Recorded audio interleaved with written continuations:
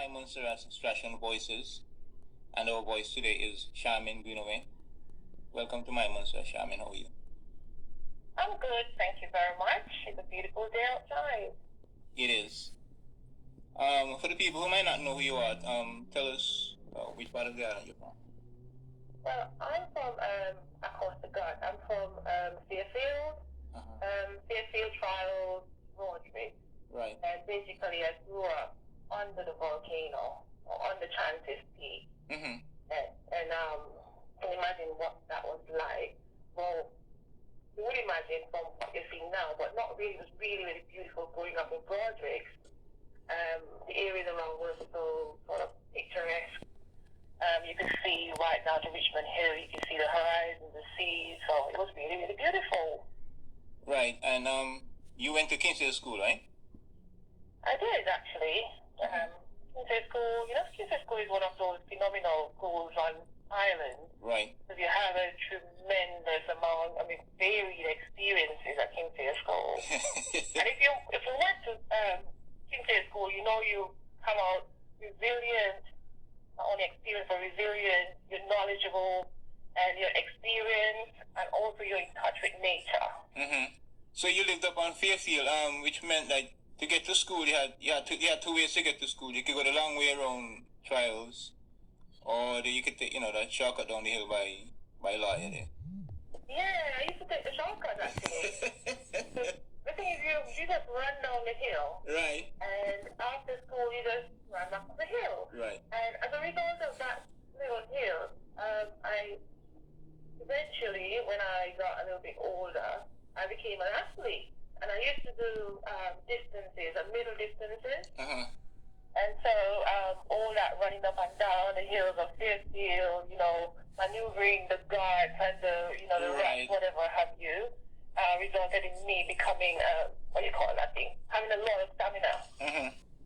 So at some point, I sort of competed in St. Kitts, Nevis, Antigua against other athletes because I had the ability to run the 800 meter, the 400 meter races. Uh-huh.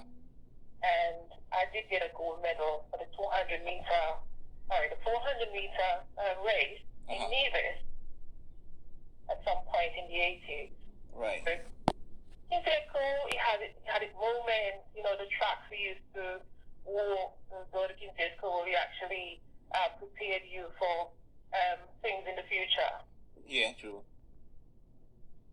And then, so you eventually moved on to MSS. Which house were you in at MSS? I was in Greenhouse. And Greenhouse was a house that won for many, many years. Okay. I'm a Blue House guy, so I'm just gonna pretend I didn't hear that. Everybody knows Greenhouse was on top. Okay. Later on, Greenhouse became a big weed. But maybe that was when the really great athletes moved on. Oh, okay. In my day, it was blue and orange. Well, blue and orange were always behind. There were times when there was competition between green and blue. Sometimes orange. I'm rooting for green all the way. Mm-hmm. Green was the house to be in. And MSS itself was another, phenomenal experience. Tell us a little bit about that. Well, of course, going to MSS shape your future, your formal education that determined, where you went in terms of career, profession, in the future. I can remember, away from the educational bit, I can remember that big tamarind tree, at the back of MSS where we used to hang out during the break. And it's something I actually missed.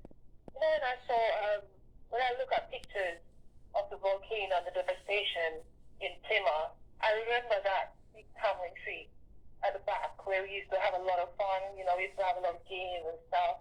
Just hang out there, make friendships, socialize. So I actually miss MSS for that. And the other thing about MSS is that I actually learned to cook some of the dishes I can cook now at MSS. Despite the fact that my mom is a great cook, things like Johnny cake. Mrs. Watt taught me to make Johnny cake. And she did. I mean, the thing about the Johnny cake is that she taught you how to deep fat fry. It's something my mother never did. She did the shallow fat frying. Right. But making Johnny cakes in deep fat gives it a very distinct texture and flavor. It's something I can practice, and trust me, people still enjoy the Johnny cake. So you have a novel out. You do some poetry as well. Yeah, I do. Tell us about your poetry. Okay. Well, I've been writing poetry since I was a little girl. I mean, since I was going to Brownies and then Girl Guides. Mm-hmm.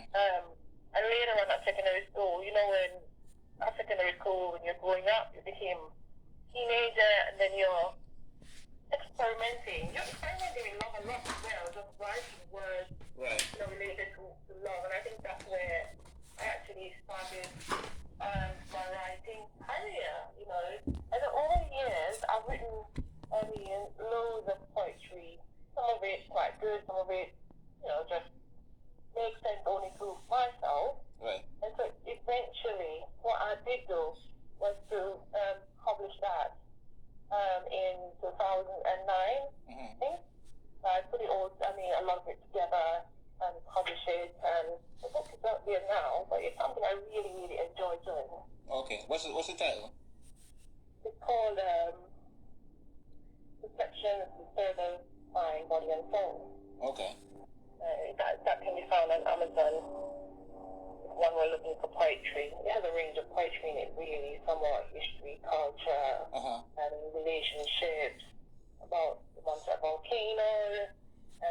My favorite, actually, is about a young man from Montserrat I actually met in London. Mm-hmm. And I was at Burger King, and I walked in, and he looked at me as if he recognized me.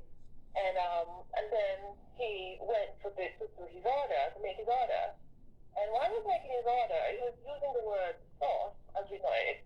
But, so he was saying to the cashier, he said, "Can I have some chips and chicken with some sauce?" But because he was so posh, he said, "Food." Mm-hmm. So the cashier asked him, "Can you explain what you were saying?" And he tried to explain, so he kept saying food. So in the end, the cashier appeared to get a little bit upset, and he said, "Sir, can you tell me exactly what you want?" Right. And the guy now reverted to Montserrat English, and he said, "He wants some sauce." And so within myself, I looked at it quickly because I was embarrassed. You know, I was like, "Oh my goodness, you're the posh now, you've reverted to the dialect." I'm sure the guy won't understand that. But I was wrong. The guy actually turned around very quickly and went and got the order for him. So he understood exactly what he wanted. Right. So he probably was messing about with the guy. But I don't know, it's hilarious because just shows that sometimes we go in these posh, accents, blah, blah, blah, understand us and quickly revert to what we actually know. Right. I've noticed that. And people don't understand us, despite the fact that we think, "Oh, they don't understand the Montserrat English." But they won't, because it's broken English, isn't it? Yeah, it is.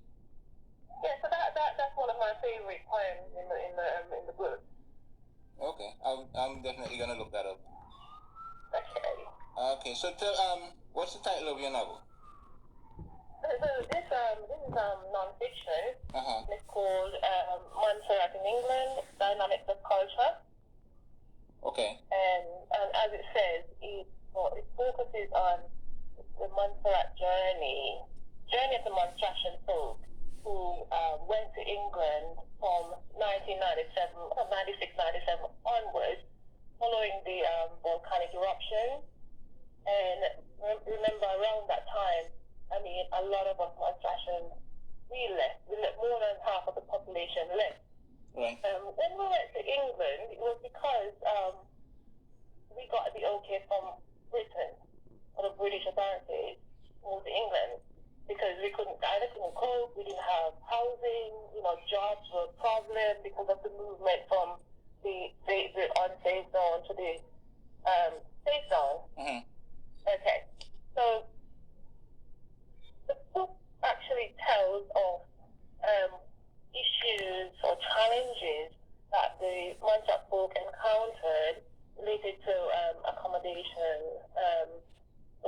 interaction, how they actually embrace modern England and issues related to modern England culture.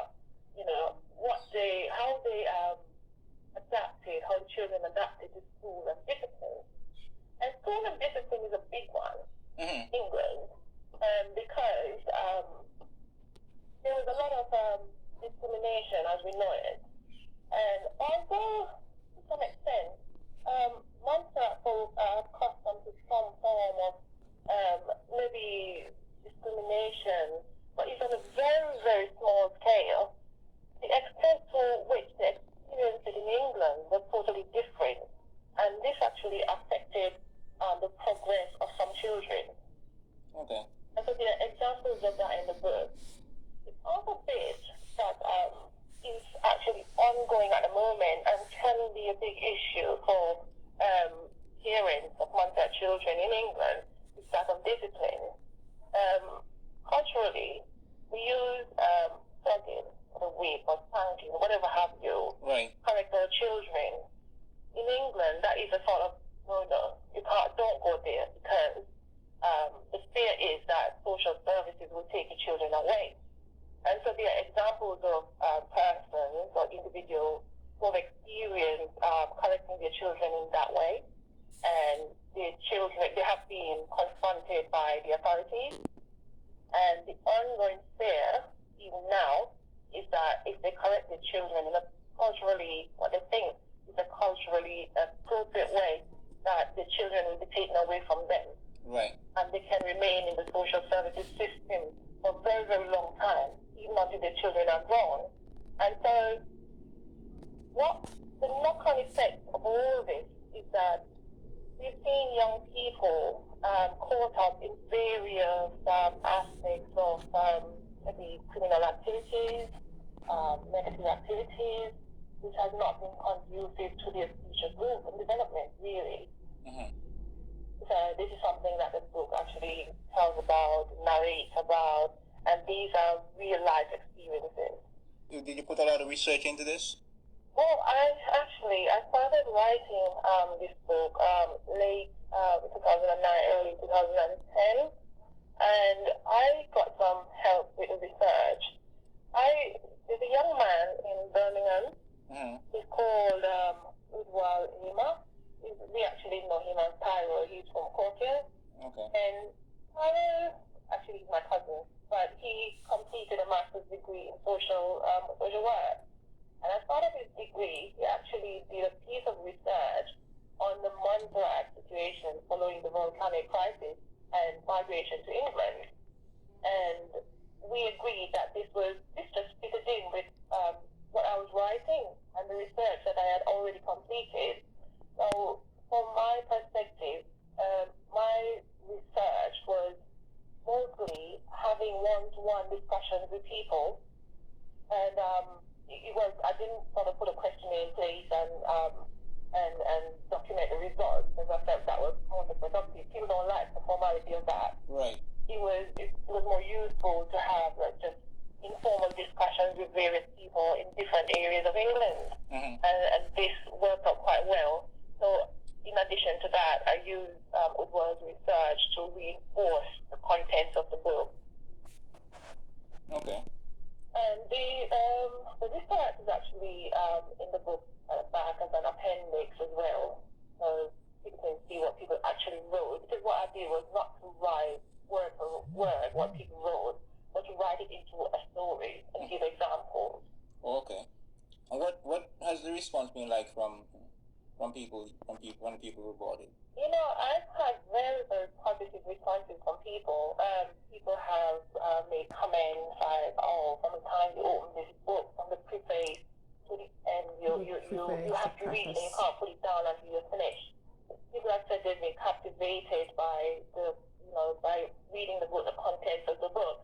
I think the other thing I need to say is that I've actually, so this is not only related to the journey in England. What it does actually is take the writer back to experiences we had in Montserrat, cultural experiences that, for all intents and purposes, are now lost.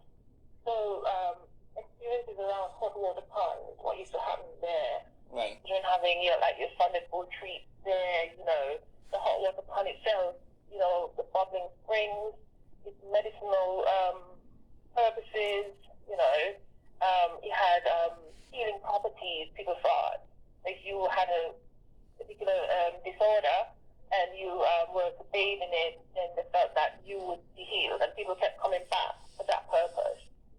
And then Sufre itself, the volcano, right. that was a regular hiking spot for people. And the journey to Sufre itself is,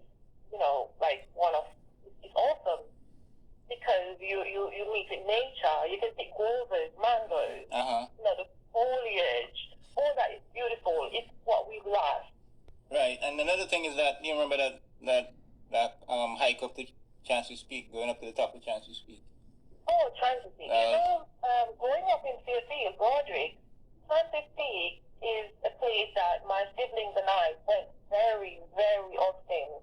So we went up and there was that pond in Chance's Peak. Right. I don't know if you remember that. Yeah, right, of course.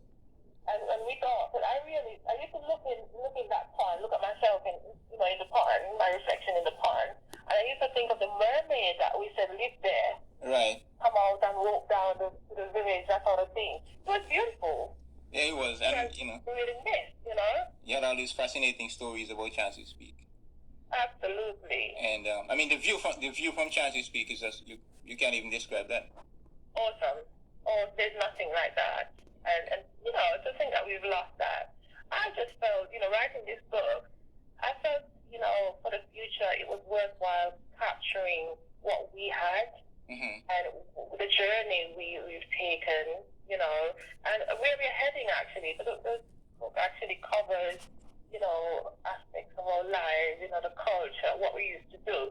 It looks at things like St. Patrick's Day, where did that come from? How does it relate to our heritage, to our Irish connection, that sort of thing? It also looks at Jubilee Jump Up. I used to love, Wake Up Early Morning by Saltfish Tale. Right.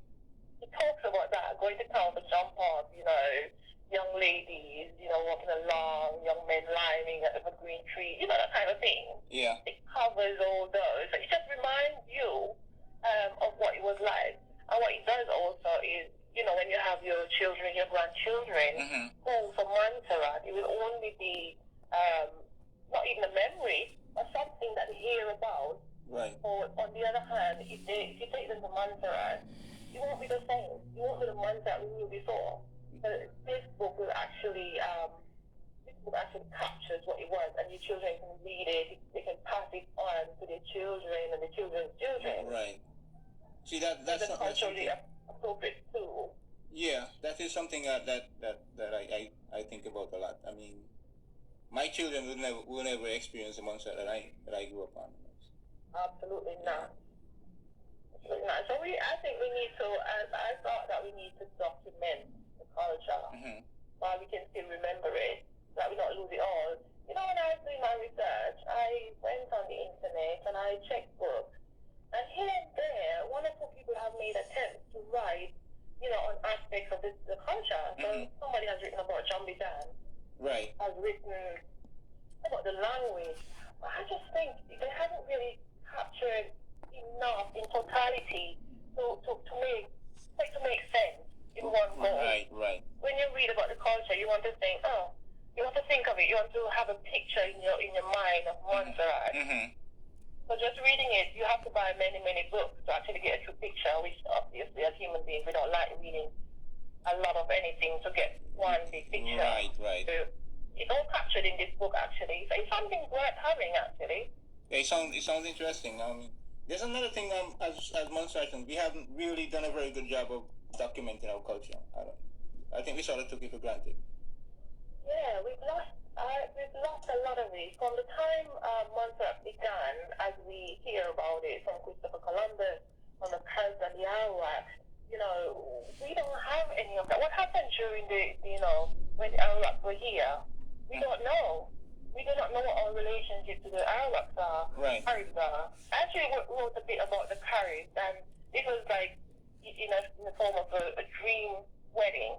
I mean, picturing what the Caribs what they were like, how they did things, how they dressed, that sort of thing. Because that's part of our culture. We don't want to lose that. Right.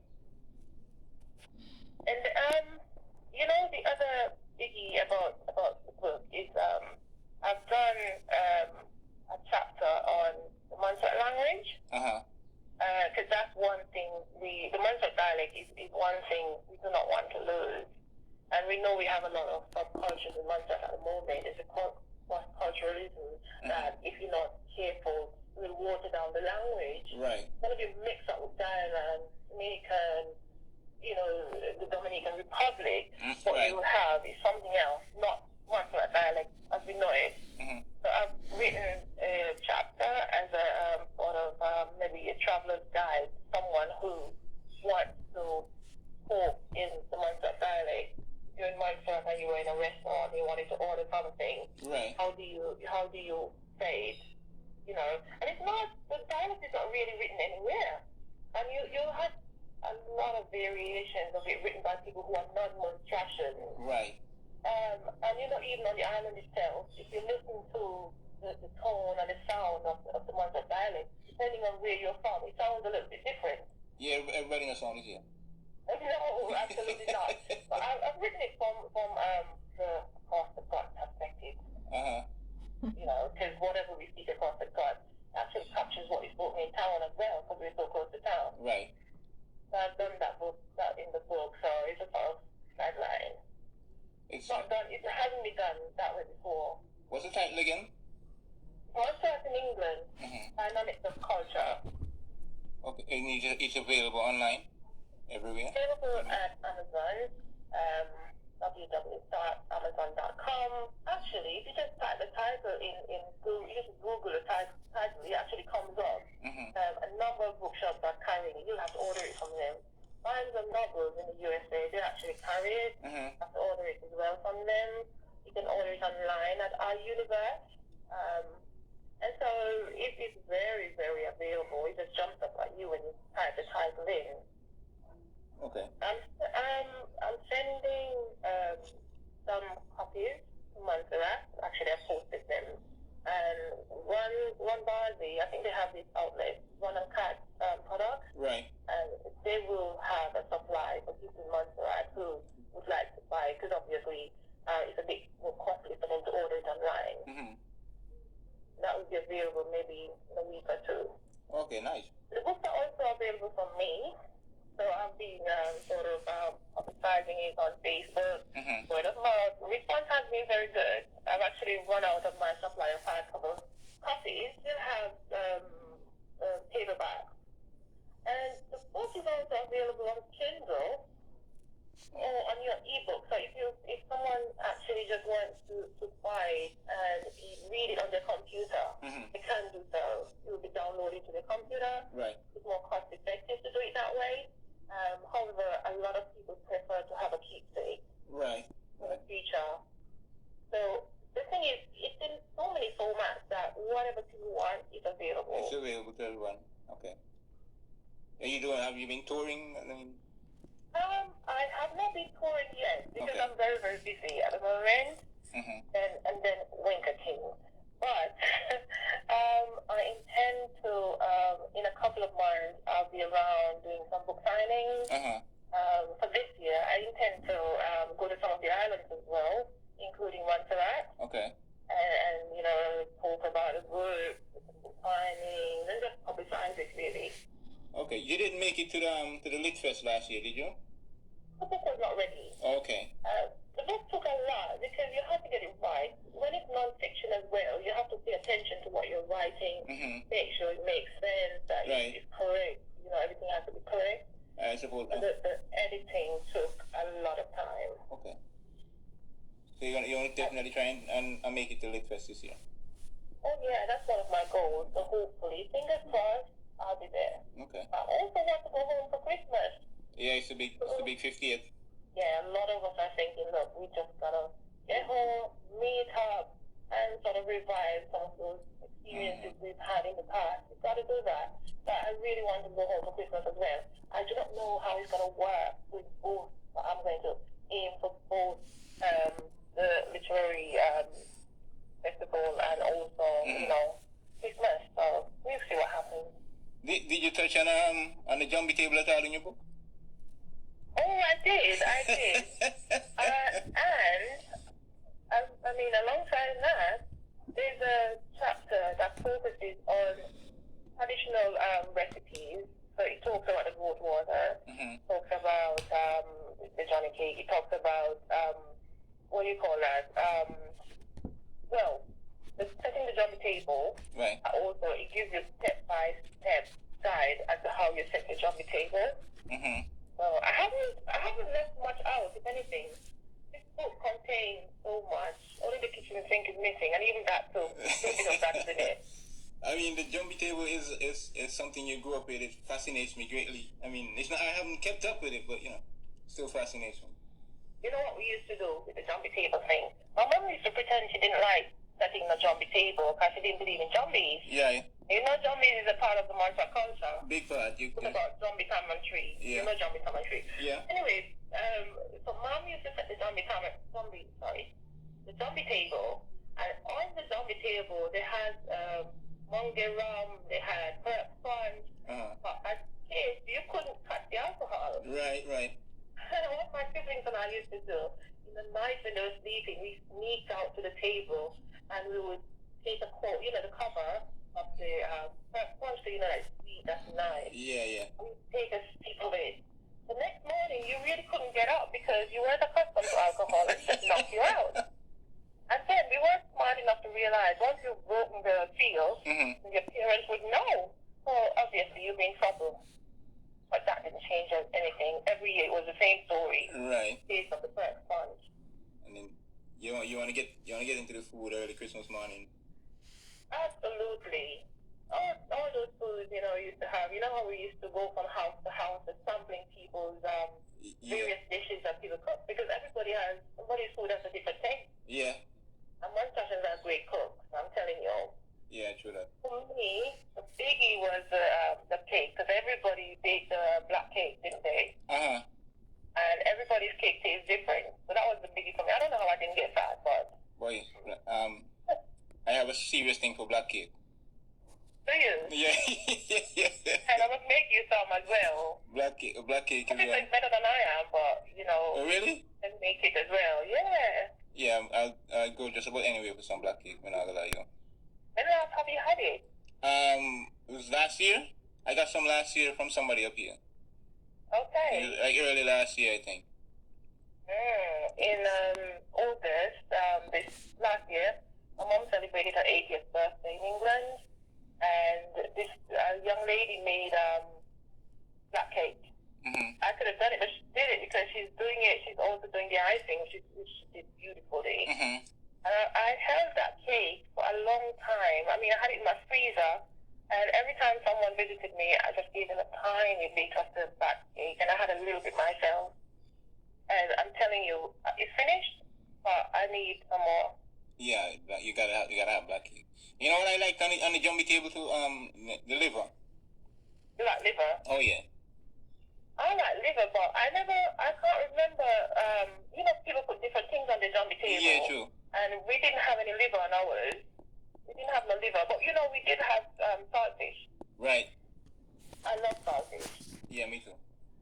We did have saltfish, and you used to have, especially Christmas time, it was like saltfish for breakfast. You had your combination saltfish, your boiled egg. You had, sometimes you had a little liver as well.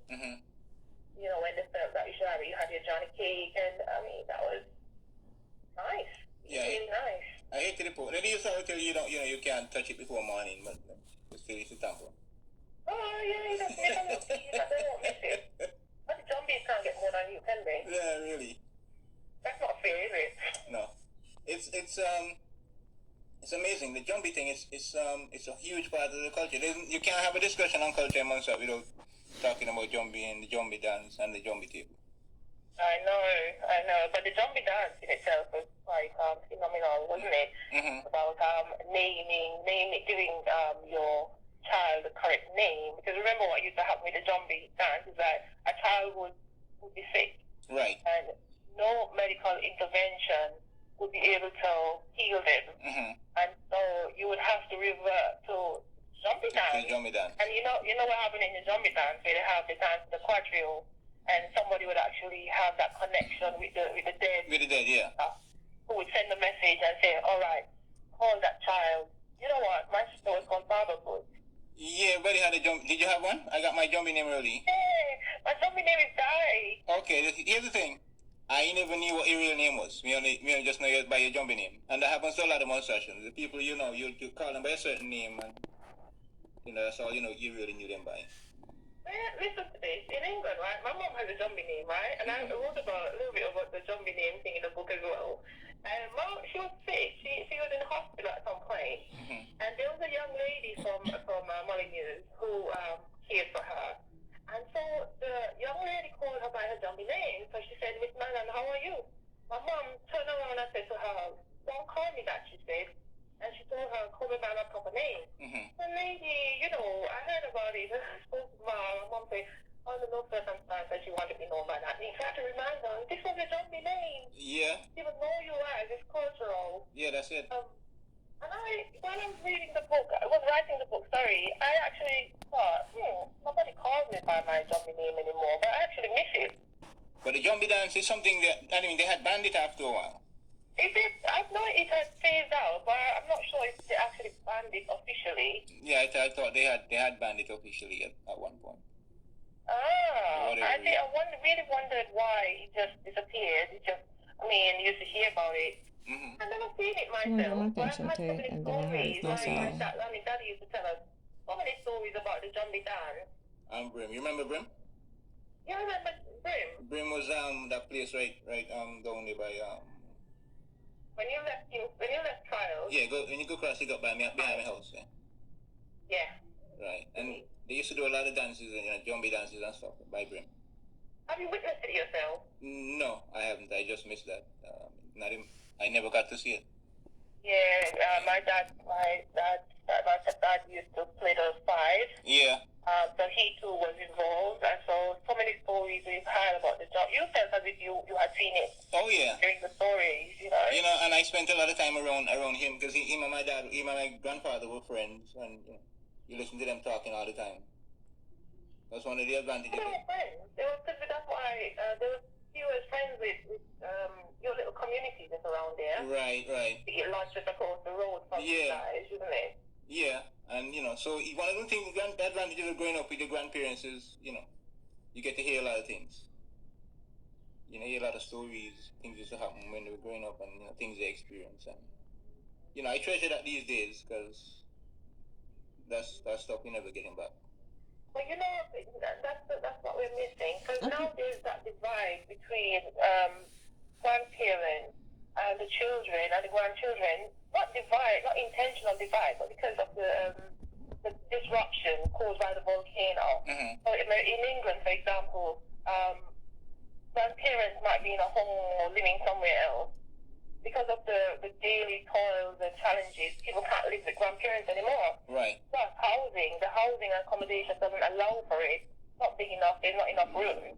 Everybody is sort of displaced. And so the storytelling has gone. That close connection you had, that family connection, is all gone, really, gone, but hopefully not forgotten. Right. All in the book, and if people buy the book, then they'll have something, a keepsake for the future. So listen, it was a pleasure talking to you, and, good luck with the book and everything. Thank you so much. It was good talking to you. Good catching up as well. Yeah. Whenever I see you again, I may call you by your jumping in, just so you know. Oh, you better do that. All right, thank you so much.